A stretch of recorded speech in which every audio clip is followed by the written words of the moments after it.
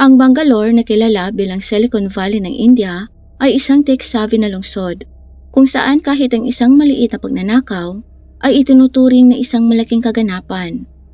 Gayunpaman noong August 10, 2010, isang tawag ang dumating sa istasyon ng pulisya ng Hulimavu tungkol sa isang pagtapos ng tao sa isang apartment sa BDA layout. Ang kaso ay kinagulat ng buong pwersa ng kapulisan ng Bangalore. Welcome back sa NG Tagalog Crime Corner, kung saan tinatalakay po natin dito ang totoo at iba't ibang karumal-dumal na kaso mula sa iba't ibang bahagi ng mundo. Kung hilig nyo rin po ang mga ganitong uri ng kwento, huwag pong kalimutang mag-like at mag-subscribe sa aking munting channel at pakipindot na rin po ng notification bell para ma-notify po kayo sa mga susunod pang kasong tulad nito. Karaniwan iniisip ng mga tao na ang mga taong walang pinag-aralan lamang ang gumagawa ng mga krimen dahil sa kahirapan, galit o hindi pagkakaunawaan. Ngunit paano kung ang isang edukadong tao na may magandang trabaho at tao ng sahod na milyong-milyong dolyar ay gumawa ng isang karumal-dumal na krimen? Kaya't mapapaisip ka talaga sa kasong ito. Paano magagawa ng isang asawang lalaki ang isang kakilakilabot na bagay sa kanyang asawa? Ang malagim na pangyayaring ito ay naganap sa isang flat sa BDA layout at ang biktima ay walang iba kundi si Priyanka Gupta, isang dedikadong guro. Ang salarin ay ang kanyang asawa, si Satish Kumar Gupta, isang software engineer na nagtatrabaho sa Infosys. Anong nangyari? Ano ang motibo sa likod ng krimeng ito? Silipin po natin ang mga detalye ng kaso para malaman ang katotohanan sa likod ng karumal-dumal na kwentong ito. Si Priyanka Gupta ay ipinanganak noong 1981 sa Lucknow, Uttar Pradesh, India. Pinalaki sa isang middle-class na pamilya, lumaki siya sa isang kapaligirang puno ng pagmamahal at pangangalaga.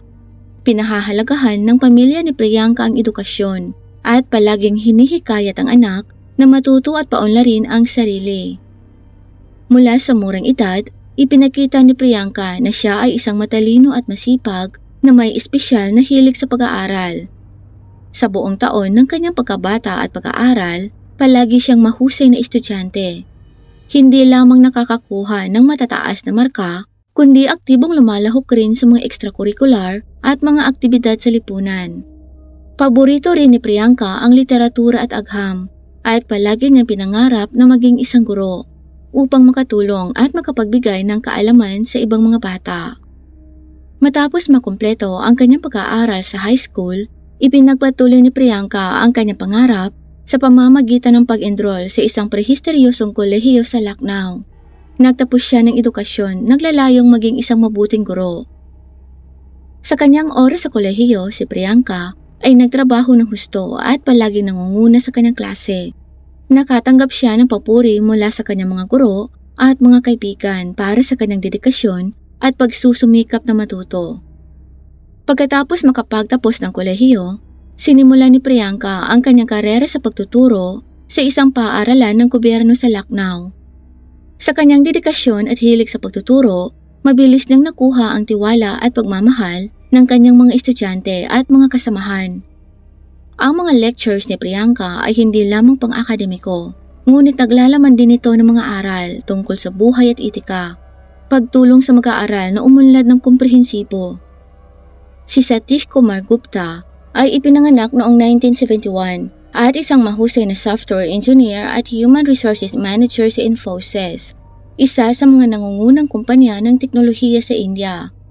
Ipinanganak at lumaki sa Lucknow, Uttar Pradesh, si Satish ay nagmula sa isang mayamang middle-class na pamilya. Mula pagkabata, nakatuon na ang kanyang pamilya sa kanyang pag-aaral at karera sa larangan ng information technology. Sa buong taon ng kanyang pag-aaral at kolehiyo, si Satish ay nagtagumpay sa akademya. Nag-aaral siya sa isa sa mga nangungunang universidad sa India, majoring sa software engineering. Pagkatapos ng graduation, mabilis siyang nakakuha ng trabaho sa Infosys, kung saan siya ay nagsumikap at mabilis na umangat sa kanyang karera. Sa kanyang katalinuhan at talento, naging isa siya sa pinakabatang HR manager sa kumpanya. Sina Satish at Priyanka ay nagkita sa pamamagitan ng arranged marriage, isang karaniwang tradisyon sa kultura ng India, kung saan ang mga pamilya ay may malaking papel sa pagpili ng mapapangasawa para sa kanilang mga anak. Una silang nakakilala noong 2006 nang magkaayos ang kanilang mga pamilya na magsama-sama upang makilala ang isa't isa. Ang unang pagkikita sa pagitan nila ay naganap sa bahay ni Priyanka, kung saan ang magkabilang pamilya ay nag-organisa ng pagpupulong para sa dalawa para makilala nila ang isa't isa. Naganap ang pagpupulong sa isang intimate at maaliwalas na kapaligiran sa pakikilahok ng mga miyembro ng parehong pamilya. Parehong nagustuhan ni Satish at Priyanka ang isa't isa at nagpa siyang magpakasal. Pagkatapos magpakasal, lumipat sina Satish at Priyanka sa Bangalore upang magsimula ng bagong buhay. Ang Bangalore na kilala rin bilang Silicon Valley ng India ay ang perpektong lugar para kay Satish upang palaguin ang kanyang karera sa industriya ng teknolohiya. Umupa sila ng apartment sa lugar ng Holimavu sa South Bangalore at mabilis na nagustuhan ang paninirahan doon. Nakahanap ng trabaho si Priyanka bilang guro sa Delhi Public School South Bangalore. Siya ay isang dedikadong guro at minamahal ng kanyang mga kasamahan at mga mag-aaral. Si Priyanka ay hindi lamang isang mabuting guro, kundi isang kaibigan din at isang nakakatandang kapatid sa kanyang mga mag-aaral. Palagi niyang sinusubukan ang kanyang makakaya upang magbigay ng mahahalagang aral at mga pagpapahalagang moral sa kanyang mga estudyante. Nagpatuloy si Satish sa pagtatrabaho sa Infosys, kung saan mabilis siyang umangat sa kanyang karera. Kilala siya bilang isang masipag, matalino at mahusay na empleyado na humantong sa pag-angat ng kanyang pwesto bilang pinakabatang HR manager sa kumpanya. Sa mga unang taon ng kanilang pagsasama, sina Satish at Priyanka ay namuhay ng masaya at mapayapa. Madalas silang magkasama tuwing katapusan ng linggo, naglalakbay at tumutuklas ng mga bagong lugar ng magkasama. Bumibisita din sila sa kanilang mga pamilya sa Lucknow, kung saan sila parehong lumaki upang mapanatili ang magandang relasyon sa kanilang mga kamag-anak. Gayunpaman, ang buhay may asawa ay hindi palaging maayos. Unti-unti, nagsisimulang lumitaw ang maliliit na salungatan sa pamilya na naipon sa malalaking tensyon. Isa sa mga pangunahing dahilan ng away sa pagitan ng mag-asawa ay ang pagkakaiba ng kanilang pananaw sa buhay at ang paraan kung paano nila hinahawakan ang mga pang-araw-araw na problema. Ang isa pang mahalagang punto ng salungatan ay ang relasyon ni Priyanka sa pamilya ng kanyang asawa. Si Priyanka at ang kanyang biyanang babae ay walang magandang relasyon, madalas na magkasagutan. Dahil dito, hindi nasisiyahan si Satish na nagdulot ng matinding presyon sa kanya. Sa tuwing may pagtatalo sa pagitan ng kanyang asawa at ng kanyang ina, madalas na nararamdaman ni Satish ang pagkalito kung saan papanig sa pagitan ng kanyang pagmamahal sa asawa at ng kanyang pagiging anak sa kanyang ina. Ang kasukdulan ng mga salungatang ito ay nangyari noong 2010 nang bisitahin sila ng mga magulang ni Satish sa Bangalore. Sa isang pagtatalo, ininsulto ni Priyanka ang kanyang mga biyanan na nagdulot ng labis na kahihiyan sa matatanda. Nagalit na rin si Satish kay Priyanka dahil madalas nitong inaabuso ang kanyang mga magulang. At ayaw na ni Priyanka na pumupunta ang mga ito sa kanila. Inilalayo niya si Satish sa mga magulang nito. At sa panahong yon, ininsulto ni Priyanka ang mga magulang ng asawa nang dumating ang mga ito para dumalo sa puja o worshiping ceremony sa lupang binili ni Satish para pagtayuan ng bahay. Sa seremonya, itinulak ni Priyanka ang kanyang mga biyanan palapas at sinabing pag-aari naman umano ng kanyang asawa ang lupa. Kaya't hindi na nila kailangan pang dumalo sa seremonya. Labis itong ikinagalit ni Satish at naramdaman niyang hindi na niya kaya ang tensyong ito sa pamilya. Nagsimulang magplano si Satish na tapusin ang kanyang asawa upang ipaghiganti ang kahihiyang ginawa nito sa kanyang mga magulang. Nagkunwari siyang normal ang lahat at ipinagpatuloy ang kanyang pang-araw-araw na buhay na parang walang nangyari.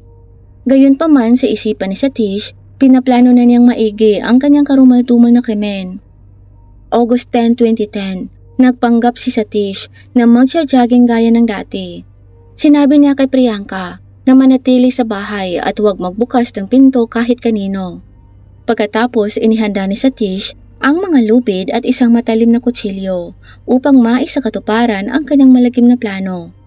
Pagbalik niya sa apartment, pumasok si Satish sa kwarto kung nasaan si Priyanka at bigla niyang inatake ang kanyang asawa.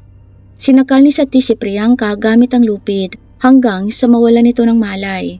Ito ay hindi lamang upang tapusin ang kanyang asawa, kundi pati na rin upang matiyak na hindi na ito makakalaban pa. Matapos sakalin ang kanyang asawa, gumamit si Satish ng kutsilyo para laslasin ang lalamunan ni Priyanka para masiguradong nalagutan na talaga ito ng hininga. Isang kilos na nagpapakita ng kanyang kalupitan at determinasyon sa pagtiyak na hindi na mabubuhay pa si Priyanka. Upang linlangin ang pulisya, gumawa siya ng isang peking eksena ng krimen. Itinali ni Satish ang mga kamay at paa ni Priyanka sa isang upuan. Inayos niya ang pinangyarihan ng krimen para magmukhang gawa ito ng marahas na pag-atake ng mga estranghero. Kasama dito ang paggulo ng silid na may mga dugo sa lahat ng dako at mga palatandaan ng isang pakikibaka.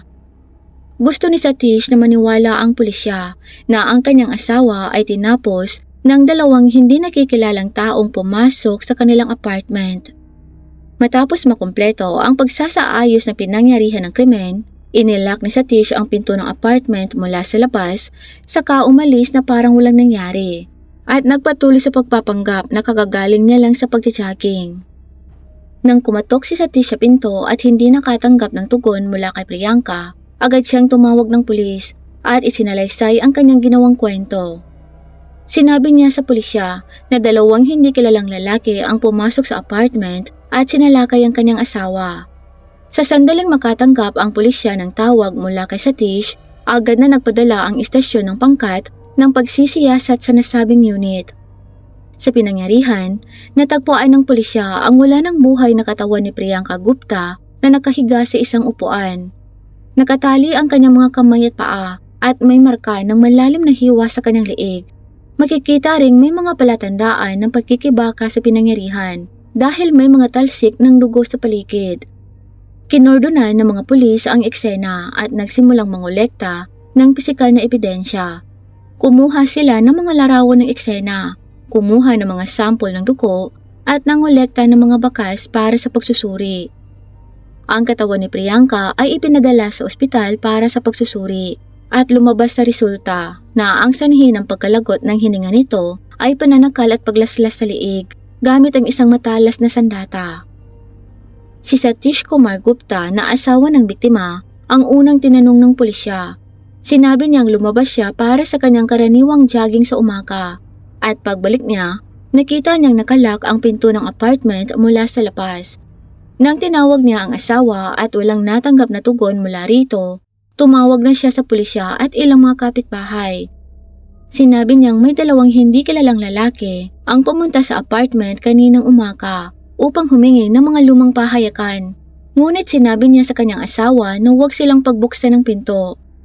Ang kwento ni Satish sa una ay tila kapanipaniwala, kaya lang mayroong ilang mga pagkakaiba na nagtaas ng mga hinala sa mga pulis. Sinabi ni Satish na inabot siya ng 45 minutes upang makabalik sa kanilang apartment, habang ang isang tipikal na ruta ng jogging ay tatagal lamang ng 10 hanggang 15 minuto. Ang pagkakaibang ito sa oras ay nagdulot ng mga pagdududa tungkol sa kanyang kwento.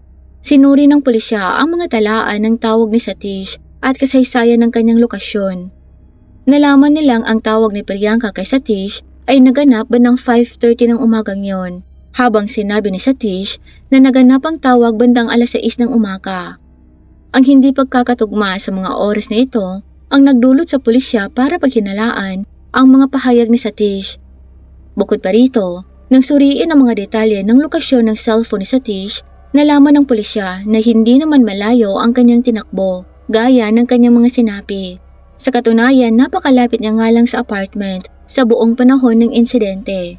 Nakadagdag ito ng mga hinala tungkol sa pagkakasangkot ni Satish sa pagtapos sa kanyang asawang si Priyanka.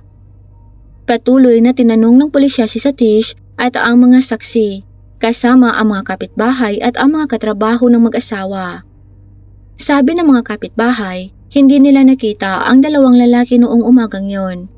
Ang mga katrabaho ni Satish ay tinanong rin para kumpirmahin ang timing at ang mga aksyon ni Satish noong mga nakaraang araw At sa araw na yon, sinuri din ng mga investigador ang mga security camera sa paligid ng apartment area. Ngunit walang nakitang bakas ng dalawang kakaibang lalaking binanggit ni Satish. Ang lahat ng mga clues na ito ay nagpapahiwatig na ang kwento ni Satish ay puno ng mga hindi pagkakapare-pareho at lubhang kahina-hinala. Nagpatuloy ang mga pulis sa pagkolekta ng iba pang ebidensya mula sa pinangyarihan ng krimen sa apartment ni Satish at Priyanka. Ilang bakas ng dugo ang kanilang natagpuang hindi tumugma sa kwento ni Satish. Bukod pa rito sa mas masinsinang pagsusuri sa tahanan, nakita nila ang mga fingerprints at footprints ni Satish sa mga hindi pangkaraniwang lokasyon. Iminumungkahing maaaring inilipat niya ang katawan ni Priyanka pagkatapos ng krimen. Matapos makakalap ng sapat na ebidensya, hinarap ng mga pulis si Satish at ipinakita sa kanya ang lahat ng ebidensyang kanilang nakalap. Nahaharap sa hindi mapagtatalo ng ebidensya, sa wakas ay umiyak si Satish at inamin ang kanyang krimen. Aniya, nagawa niya yon sa kanyang asawa dahil sa matagal ng away ng pamilya at ang kahihiyang naramdaman niya nang insultuhin ni Priyanka ang kanyang mga magulang.